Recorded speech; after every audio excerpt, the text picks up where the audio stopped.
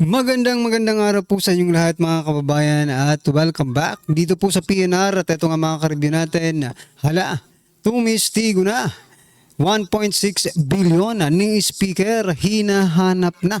Ayan mga kababayan, patungkol po yan ang ating alamin at bibigyan ng komento ngayong araw na ito. Pero bago pong lahat, kung bago ka pa lang at di pa po nakapag-subscribe sa ating munting channel, please don't forget to subscribe. At palike na rin po ng video ito. Maraming salamat po. At eto na nga, simulan na po natin to. Sawa na ang bayan ko sa magnanakaw na tao.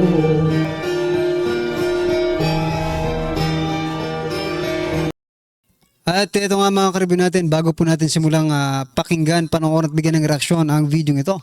Ito mga kababayan, pasadahan po muna natin ang mga nagte-trending na mga balita dito po sa mundo ng social media at unahin na nga po natin ito.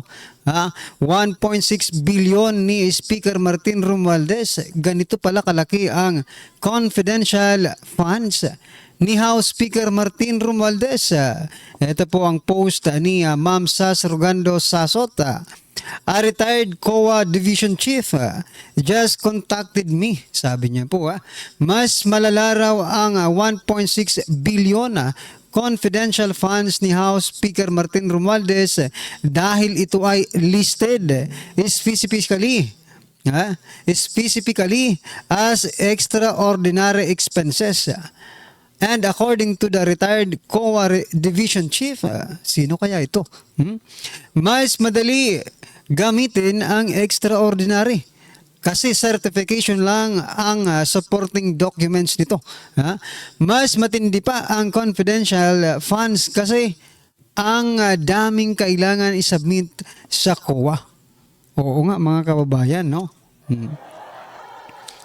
Ito, I think napag-usapan na ito mga last year, no, itong extraordinary fund, no, liquidation by certification, yung kay Lacson, di ba, yung resolution number 10 na sinasabing legalize corruption ng Senado at Kamara, di ba? Ito pala yun mga kaubayan, biruin nyo 1.6 billion confidential funds, isi-certifika mo lang. Aba, pwede mong gamitin yan kahit saan, di ba? Ito naman COA, hanggang certification lang eh. Sino ba? Kanino ang gagaling? Sino ang magsicertify? Sila din, di ba? Sila din po ang magsicertify ng kanilang mga dokumento. So, ano ibig sabihin nito? Pork barrel, di ba? Pork barrel ito, mga kababayan. Okay? Ganyan po kalaki. 1.6 billion. Saan kaya yan napupunta? Pwede bang ipakita ng COA ang kanilang pag-audit, no? Or I mean yung audited report ng Office of the House Speaker, no, kung saan napupunta, ano yung mga sinisertipikahan nila, no, yung mga sinisertified nila or yung mga certification nila, saan napupunta? Okay? Baka mamaya ay sa bagay, marami kasi ang namamatay ng mga Pilipino eh. Sasabihin na sa burial ito. Sa burial ito napupunta. Ilalagay lang yung mga pangalan doon ng mga namatay. Tapos eto, madali lang yan mga kaubahan para sa kanila. Isipin mo, kukuha ka lang ng mga pangalan eh, di ba? For example, meron kang 100, di ba? Or 1,000. Okay? 1,000 na katao na tutulungan mo sa kanilang pagpapalibing. 1,000 na, isipin mo 1,000. Okay. Sa bibigyan mo sila ng 30,000, malaki-laki din yun mga kababayan, di ba? May 30,000 na. Sa 1,000 pesos lang yun. Paano kung 100,000 yung ibinibigay, di ba? Pero malabo yata, di ba? Malabong 100,000. Well, anyway, what I'm trying to point out dito mga kababayan, daldal po sila ng daldal patungkol po sa confidential fund ni Vice President Sara Duterte. Pero eto pala, eto, hindi nyo ba ito nakikita ng 1.6 billion confidential fund?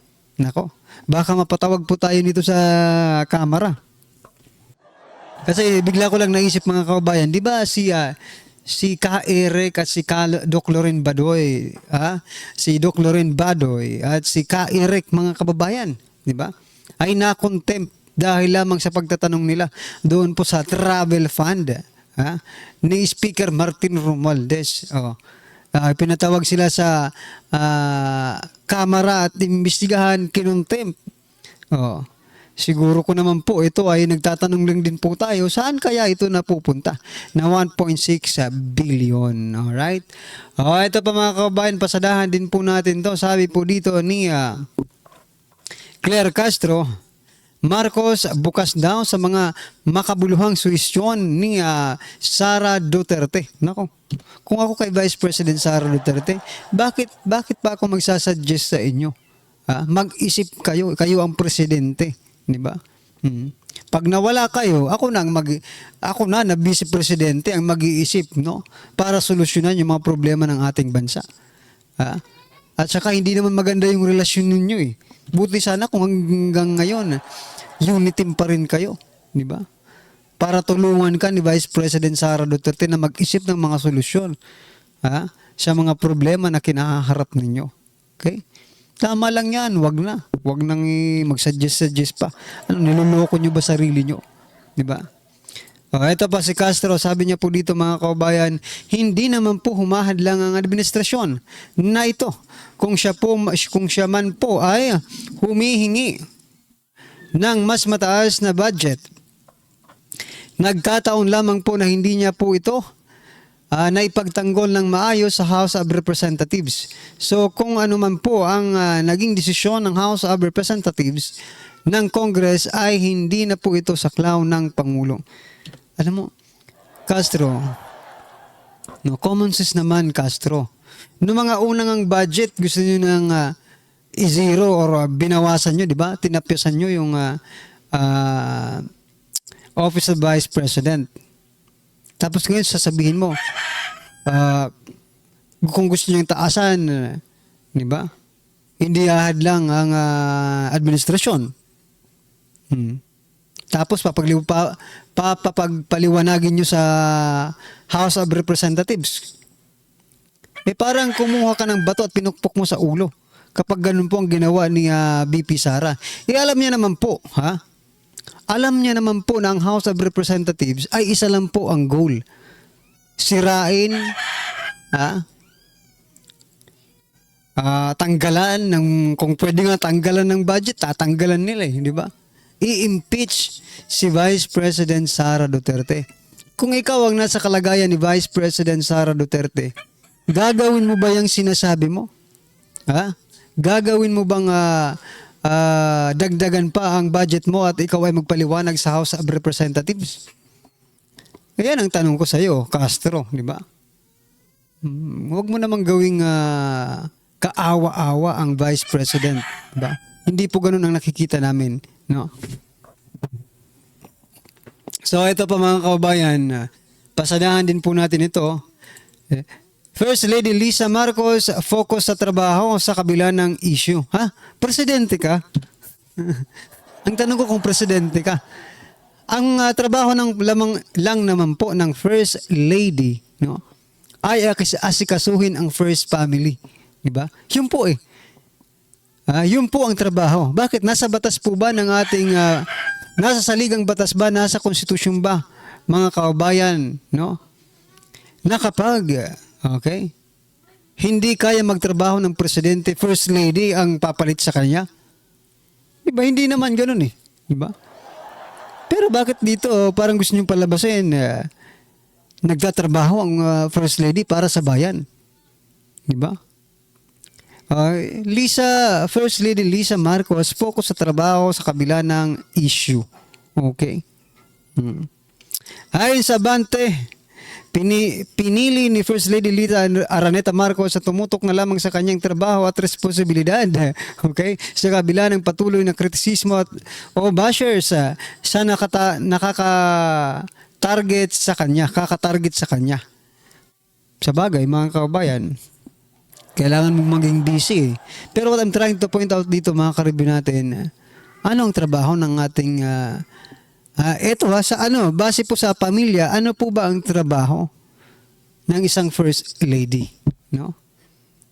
'Di ba? Ang trabaho niya po ay suportahan, asikasuhin na hindi magkasakit ang kanyang pamilya. Yun po ang trabaho, mga kaubayan. Pero kung maliban na lang, kung siya po ang nagdidesisyon kung ano ang tatrabahuin ng presidente, di ba? Mali, yan ay opinion lang natin. I'm not saying na ang presidente natin ay yung first lady. Pero kung siya po, ang nagtatrabaho para sa presidente, aba, ibang usapan na yan, mga kababayan. Di ba? Anyway, ano pong inyong masasabi dyan, mga karibin natin, i-comment nyo na lang. At eto naman ang, regarding po ito doon po sa 20% tax sa savings na yan. Sabi po dito, ang tatamaan po talaga rito ay yung maliliit na nag-iimpok, mga middle income earner. Totoo, di ba? Isipin mo 20%, malaki na po yan. Pag sinabing 20%, parang sa normal na usapan sa in terms of pangungutang, kasi pangungutang naman yun. Dito ay pag-iimpok, pag-save, no? Di ba, pag nangungutang po tayo sa mga 5-6, yan po ay 20%, di ba? Yung 5,000 magiging 6,000. I mean 20%, mga kaubayan. So malaki din po yan kung yan po ang calculation natin, di ba? Pero iba po kasi yung sabi nila dito no? Sa kita na ng pinaka-interest, di ba? Pero ito, mga kaubayan, gusto ko lang i-share kasi etong isusunod na i-share ko, parang may mali. May mali po dito. Ito maliliit po na mga middle income, no, earner. Mga middle income earner ang matatamaan dito. Sabi naman po dito ni Tito Soto, gustong isulong ang early retirement sa edad na 39.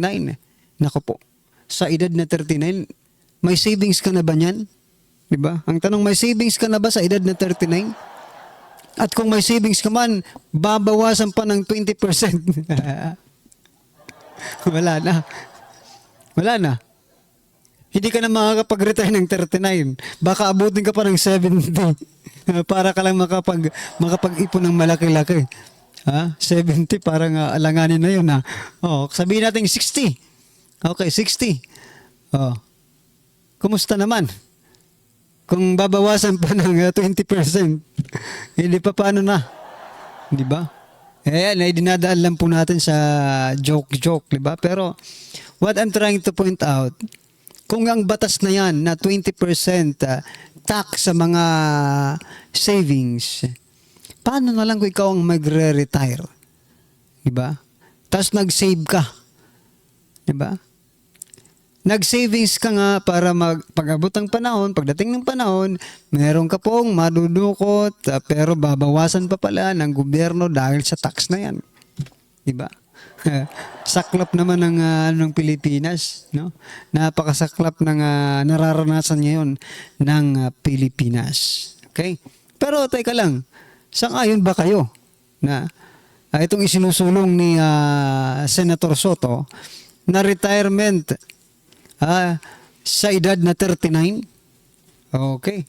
Ano pong inyong masasabi dyan? I-comment nyo na lang. At eto, pasadahan po natin ang video ito at bigyan po natin ng reaksyon. Eto na po. Makikita niyo po sa screen na mayroong konsyerto para sa Konsyerto. Okay. Makikita niyo sa larawan din, Secretary Cristina Frasco. March 8 yan ginanap, Okay. hapon hanggang gabi. Hapon hanggang gabi. Kanino nang galing yung hapon hanggang gabi? Kanino po nang galing? Sa kanya, di ba po? Tama, mali. Imbestigahan natin. Hapon hanggang gabi. Ulitin natin yung sinabi niya. Makikita niyo sa larawan din, Secretary Cristina Frasco. March 8 yan ginanap, Okay. hapon hanggang gabi. Hapon hanggang gabi. Anong pinatutunayan yan? Wala. Irrelevant pa rin. Okay? Tignan natin yung nilabas ni Bobby Tiglao na dokumento. Yung isinare niya sa FB na dokumento. I-screenshot natin para malinaw. Baka sabihin ninyo hindi po sa akin ang galing ito Linawin ko lamang po. hindi po sa akin ang galing ito. Ito po ay nilabas ni Bobby Tiglao. Pakita natin ha, screenshot nung nilabas ni Bobby Tiglao. Baka kasi sabihin ninyo, tayo ang naglabas. Hindi po tayo ang naglabas nito ha. Linawin ko sa mga tangang nanonood at nag-o-observe at naghahanap ng Pero mga kaubayan, sinabi po sa report ng Net25 na peke or altered yung report na yon. Pero teka lang. Huwag tayong mag-focus doon sa report na yon. Ang katotohanan po ay hindi natin hindi natin pwedeng pagtakpan ng mga report na ito. Unang-una, official pong lakad ng First Lady yan. At may kinalaman ng gobyerno dyan, mga kababayan. Di ba? At may nagurgur, may na-overdose sa coke. Di ba? Yan po ang totoo. Yan po yung facts, mga kababayan. Ano pa yung facts kung bakit talaga gigil na gigil ang taong bayan? Dahil unang-una pa lang, eto, mayroon na pong mga nagsasabi. Unang-una si former President Duterte that the President Bongbong Marcos Jr. hindi pa nananalo, di ba? Ay sinabi niya ng addictus, di ba? Pangalawa, si Ma'am Cathy Binag sinasabi yung mag-asawa ay gumagamit ng, di ba? ng coke, di ba? Doon pa lang mga kabayan, kaya nagkakaroon tayo ng issue dito dahil sa mga sinasabi po nito na mga taong nakakakilala sa kanila na sila po ay gumagamit ng coke. Coke, na-overdose yun sa coke. Di ba? Na-overdose sa coke yung nagurgur na si Tantoco.